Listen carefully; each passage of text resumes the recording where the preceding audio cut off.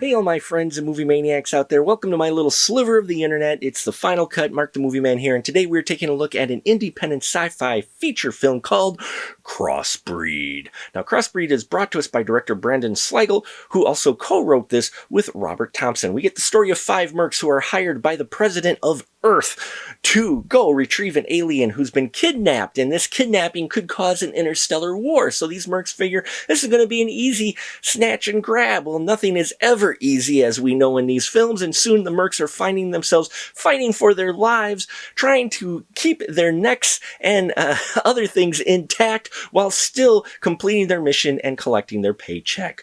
Crossbreed was very interesting for an independent sci-fi film because I was very impressed by the special effects. Now, I've watched a number of independent sci-fi films, and the special effects are usually where the budget shows, but here, for the most part, the majority of the special effects looked very sharp, very Hollywood quality in many ways, and I really liked the production design and the look of the special, especially the base. The base where most of this takes place, we get external shots, looked fantastic. I loved all the beauty shots they had of that, and even kind of in the beginning they had a bit of a dogfight and they had some things going on there, and it looked really good. It didn't look like just some video game cutscene, so they put some effort into the special effects, and it shows here. Now, where they also put effort in is in the cast. We have Vivica Fox playing the president of Earth, President Ellen Henriksen, and Daniel Baldwin shows up as well as the Secretary of Defense Weathers. Loved the scenes these two are in. You know, such great veteran actors back in front of the screen, you know, in the camera once again.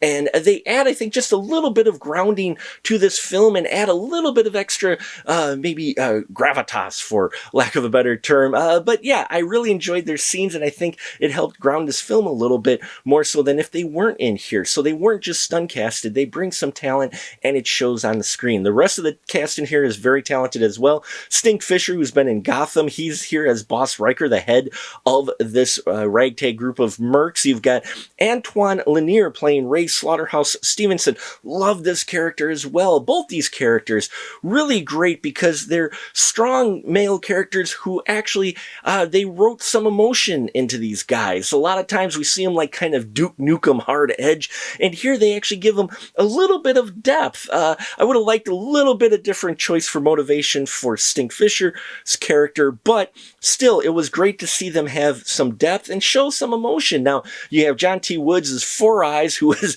a very fun character in here, and Jason McNeil as Degenerate. As you can tell by their handles, these two really play it up, and I liked how they had a friendship as well together.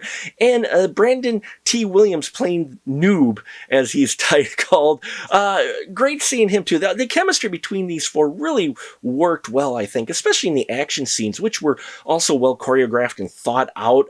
They didn't feel low budget at all, so I was impressed there too. And yeah, this world that they painted, you know what? It had some thought into it. It had little bits of high tech and little bits of kind of you know, thrown together tech, and so I kind of like that kind of mishmash that they threw in here. Devani Penn playing the Crossbreed alien fantastically reminded me of Syl from Species so much. The way they had her makeup and that looked fantastic. Hardly even recognized her in it, but she really gets into this role and plays this creepy alien very well, this Crossbreed, and it was fun to see her get into this role, and you could tell she was enjoying it as well.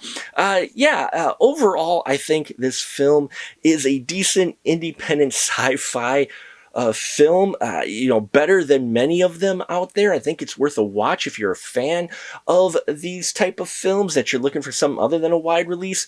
And now I will warn you that some of the dialogue in here, I wish they would have made a few different decisions on, and some of the editing, the way the story plays out, I think I would have liked to see it just done a little bit differently, maybe a little bit tighter, and added a couple of scenes because a couple of things felt like you just maybe were missing out on a bit.